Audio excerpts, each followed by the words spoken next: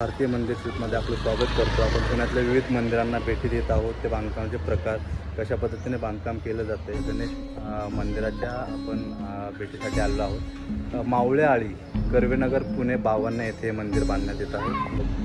शास्त्र कशा पद्धतीने पाळलं जाते, त्याच्यानंतर तांत्रिक गोष्टी कशा पद्धतीने पाळल्या जात आहेत, बांधकामाची क्वालिटी काय, कुठल्या प्रकारचा दगड वापरला जातो, या सर्व गोष्टींची आपण माहिती घेणार आहोत। विविध प्रकारचे साईजचे दगड ठेवलेले आहेत।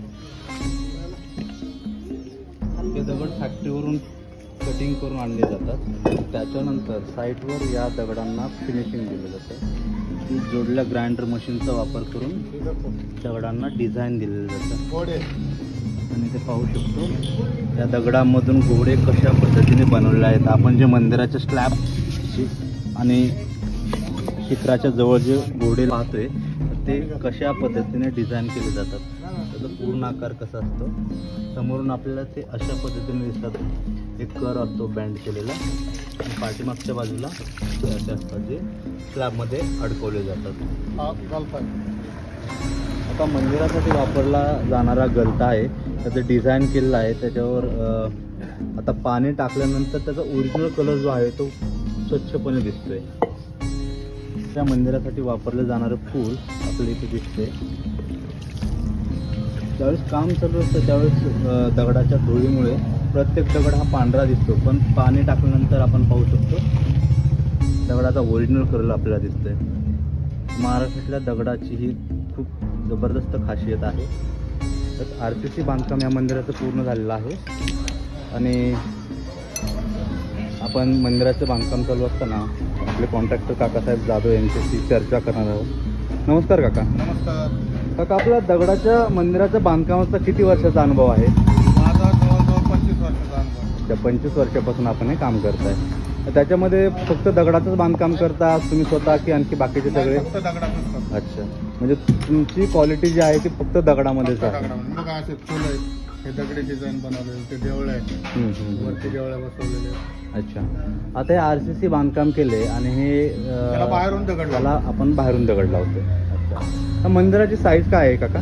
याची आतमध्ये 8 बाय 8 साईज आहे। अच्छा, बाहेर 10 म्हणजे गर्भगृह जो आहे तो आतून 8 बाय 8 चा आहे, बाहेरून 10 बाय 10। त्याच्या भिंतीची जाडी किती आहे? कारण 15 इंच 15 इंच भिंतीची जाडी आहे मंदिराच्या। ओके, तर हे बांधकाम सुरू केले किती दिवस झाला? हे 1 महिना झाला। 1 महिना झालं बांधकाम सुरू केले। साधारणतः किती कामगार एका वेळेस साईटवर असतात? 7 कारागीर। काम सुरू करताना तुम्ही कसं सुरू करता, म्हणजे पहिल्यापासून मला थोडीशी माहिती देता का? पहिल्यापासून म्हणजे आम्ही खाली बेसमेंट जर असलं तर त्याला चौथारा तयार करून घेतो अगोदर। अच्छा, चौथाऱ्याच्या नंतर म्हणजे गर्भगृह हा तयार करतो। दिसतोय तो बेस आहे। ओके, बेस तयार झाल्यानंतर त्याला चौथारा म्हणतो। चौथारा झाल्याच्या नंतर आपण गर्भगृह घेतो। अच्छा, गर्भगृह पूर्ण फायनल झाल्याच्या नंतर घुमट अच्छा आणि कळस। अच्छा, आपण गर्भगृहाकडे जाऊया। इथे आपल्याला समोर सभामंडप दिसते। सभामंडपाच्या आपण समोर आल्यानंतर आपल्याला गर्भगृहाचं प्रवेशद्वार दिसते। खूप मोठं असं प्रवेशद्वार दिसते मंदिराला। आता प्रवेशद्वाराची साईज काय आहे? 5 बाय 7.5। 5 बाय 7.5 म्हणजे 6.5 फूट उंची आणि 5 फूट रुंदी। आणि त्या मंदिराच्या प्रवेशद्वाराच्या शेजारी भिंतीवर एक फुलाचं डिझाईन दिलेलं आहे। ते देवळे आहे। काका, या दगडात उंची किती आहे साधारणतः? 12 इंच। अच्छा, उंची 12 इंच आहे आणि रुंदी साधारणतः 1.5 फूट। अच्छा, आता काका हे वरचा दगड इथे आहे आणि खालचा दगड इथे आहे, तर हे अशा पद्धतीने का बांधकाम केलं जातं? ब्रेक जॉईंट झाला पाहिजे। हा जॉईंट आहे ना, हा याच्यावर येते यायला नको, त्याला ब्रेक दिला पाहिजे। अच्छा, म्हणजे हा जो जॉईंट आहे तो जॉईंट आणि वरच्या लाईनचा जॉईंट एका लाईन मध्ये येता कामा नये। हो, एका लाईन मध्ये आला तर ते फाटू शकतं। काका, हा जो दगडाचा आकार दिसतोय, साईज दिसते, तर आता किती मोठा दगड आपण कमीत कमी वापरू शकतो मंदिरासाठी? खूप मोठ्याच मंदिर? हो, 1.5 फुटापेक्षा जास्त वापरू शकतो। अच्छा, 1.5 फुटाचा साधारणतः दगड वापरला जातो। आणि याला छावणी म्हणतात। हा अखंड दगड आहे, 6 फुटाचा अखंड दगड आहे। हा साधारणतः 6 फुटाचा अखंड दगड आहे. 5.5 फूट रुंदीचा दरवाजा आहे आणि त्याच्या बाहेर साधारणतः 3 इंच उजवीकडे आणि 3 इंच डावीकडे असं प्रवेशद्वाराच्या वर हा दगड ठेवलेला का कशा, त्याला आपण छावणी म्हणतोय.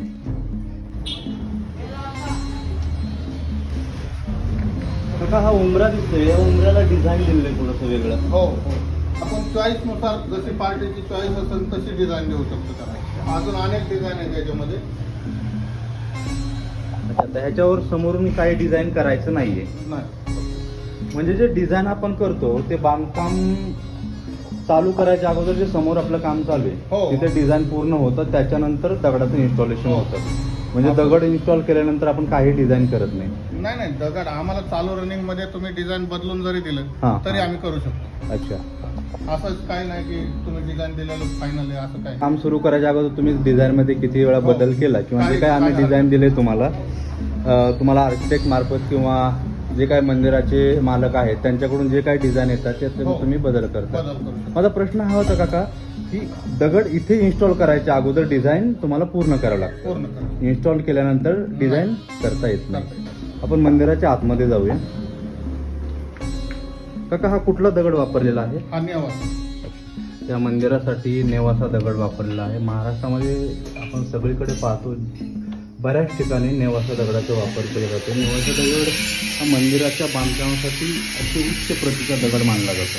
ती खासियत अशी आहे, हां. या दगडाला ना म्हणजे महाराष्ट्रात जास्त वाव आहे महाराष्ट्रात, आणि बाहेर सुद्धा एक्सपोर्ट करू शकतो हा दगड. अच्छा इतका चांगल्या क्वालिटीचा दगड आहे हा.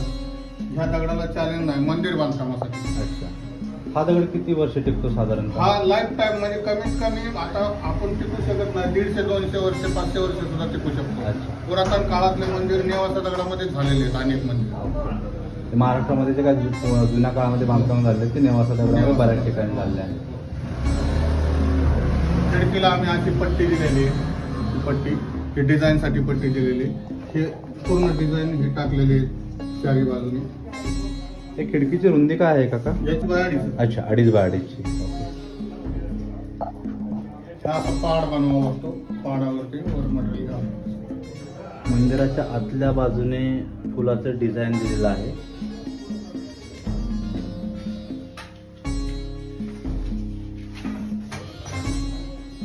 काय वर स्लॅब टाकलेले, हो वर आता slab आहे. त्याच्या आतून आपण दगड लावणार आहेत का? नाही हा नाही, समोर slab समोर हा समोर हा हा इथं समोर लावणार आहे. आणि स्लॅब कदाचित तुरळक ठिकाणी असतो, नाही तर सगळं दगडी डिझाईन आतून घुमट तयार होतं सर. अच्छा, अनेक ठिकाणी आपण घुमट केलेले आहे तसे. नमस्कार. हे आपले जाधव काकांचे कारागीर दिसत आहेत. नमस्कार. नाव काय तुमचं?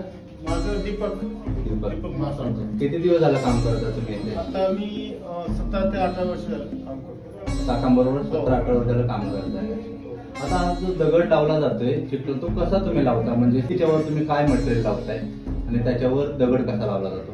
हो, त्याला कटिंग करून पॉलिश देऊन हा, हा. आणि पाठीमागं म्हणजे नाही का दीर्घ काय आयुष्य असावं बर त्याच्यामुळं कॉन्क्रीटचं मान टाकतो आम्ही. बर, म्हणजे भविष्यात म्हणजे जास्त दिवस टिकायला पाहिजे. टिकायला पाहिजे. अच्छा, हे असं. आरसीसी बांधकामाला आतून फिनिशिंग पॉलिशिंग करून त्याच्या आतमध्ये सिमेंटचं मटेरियल भरलं जातं आणि त्याच्यानंतर बाहेरून दगड लावला जातो.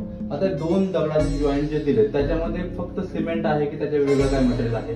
2 दगडाचे नाही, 2 जॉईंट दगडाच्या मध्ये सिमेंट बी वापरतो आम्ही, कधी कधी केमिकल बी वापरतो. केमिकलचा फायदा काय होतो? नाही, केमिकलचं म्हणजे शक्यतो लाईफ टाईम. अच्छा, म्हणजे असं जे जोड बांधकाम राहते किंवा 2 दगड एक ठिकाणी जोडले जातात ते चिकटून राहतात केमिकलमुळे. धन्यवाद, खूप छान माहिती दिली आपण. अशा पद्धतीने गर्भगृहाच्या आतमध्ये बांधकाम चालू आहे स्लॅबच्या खाली. काका, आता ह्या मंदिराला आतमधून सिंहासन असलं देवाला? हो, ते असं ना. अच्छा, सिंहासनाचं बांधकाम आणखी व्हायचे. साधारणतः किती उंचीचं सिंहासन असेल? ते असं आपण 2 फूट उंचीचं करणार आहे. अच्छा, खाली एक 4 इंची गालता टाकणार आहे, वर एक 4 इंची गालता टाकणार आहे. ओके. आणि मध्ये 1 फुटाचा एक थर आहे. अच्छा, म्हणजे खाली एक असं उलटा गलथा, त्याच्यामध्ये दगडी दगडाचे बांधकाम, त्याच्यावर परत एक गालता. गलथा.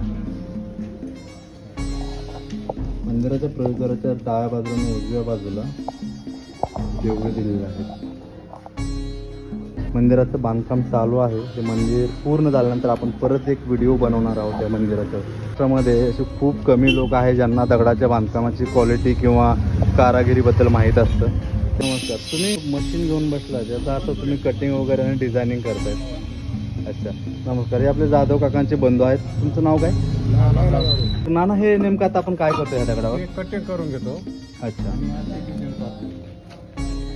त्याचे घोड्याचं डिझाईन बनवले. आपण सुरुवात कशी करतो? म्हणजे तुम्ही एकदम ते पीस कट केल्यानंतर त्याला फार्मा लावणार परत. हां हां,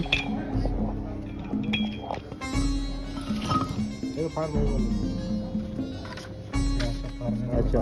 हा जो पीस आहे डिझाईन केलेला तो आहे घोड्याच्या डिझाईनचा, बरोबर? त्याच्यानंतर तुम्ही तो दगडावर ठेवता. ओके. त्याच्यानंतर पेन मार्किंग केलं जाते आणि मार्किंग केल्यानंतर कट करून घ्यायचं. एवढं अर्ध्या इंचामध्ये 1-1 इंचामध्ये कट करून थोडं जड जात असेल. हो, मशीन. हां, तुम्ही किती वर्ष झालं काम करताय दगडाचं? 30 वर्ष झाले. मला 30 वर्ष, त्याला 25 वर्ष झाले. कटिंग करताना पाहिजे थोडंसं.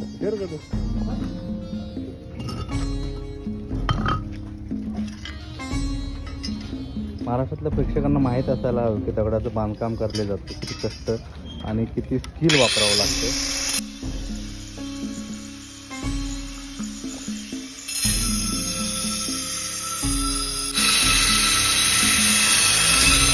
आता हा दगड वाया जातोय का?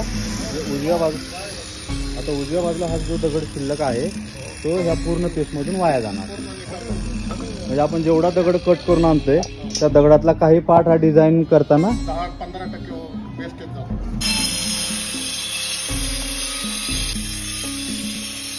इथून कामाला सुरुवात केली आहे. आता आपण पहिल्यांदा कटिंग करतो. आता कटिंग करायला सुरुवात केल्यापासून जो आपला फायनल पीस आहे तो पीस बनवण्यापर्यंत आपल्याला साधारणतः किती वेळ? 2 तास. अच्छा, म्हणजे हा जो दगड आहे याचं जे कटिंग सुरू केले ह्या कटिंग पासून फक्त आपल्याला लागणारा एक पीस हा बनवायचा आहे.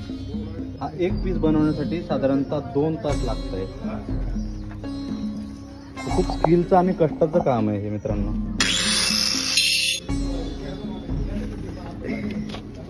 हा आहे डिझाईनचा पार्ट. हे आर्कचं डिझाईन बनवलं आहे मेजरमेंटनुसार आणि त्याच्यानंतर आतमध्ये इथे फुलाचं डिझाईन केलेलं आहे. या प्रकारे इथे मार्किंग करून घेतलेलं होतं अगोदर आणि त्याच्यानंतर त्याचं डिझाईन केलेलं आहे. तर अशा पद्धतीने प्रत्येक पार्ट हा मंदिराचा बनवला जातो किंवा प्रत्येक बांधकामाच्या प्रत्येक पार्टसाठी खूप वेळ कष्ट करावं लागतात. एका मंदिरामध्ये साधारणतः हजारो पार्ट वापरले जातात आणि त्या प्रत्येक पार्टला कारागिराला स्वतः हाताने घडवावं लागतं. सुंदर अशा महाराष्ट्रीयन बसाल्ट स्टोन किंवा जयपूर स्टोनमध्ये मंदिर, रो हाऊसेस, बंगलोच्या डिझाईन, कन्सल्टेशन आणि बांधकामासाठी तुम्ही आम्हाला दिलेल्या नंबरवर कॉल किंवा व्हॉट्सॲप मेसेज करू शकता. असेच पुरातन आणि नवीन मंदिरं, त्याचे आर्किटेक्ट, त्यांच्या माहितीसाठी आमचे व्हिडिओ पाहत राहा आणि आमच्या चॅनलला लाईक, शेअर आणि सबस्क्राईब करायला विसरू नका.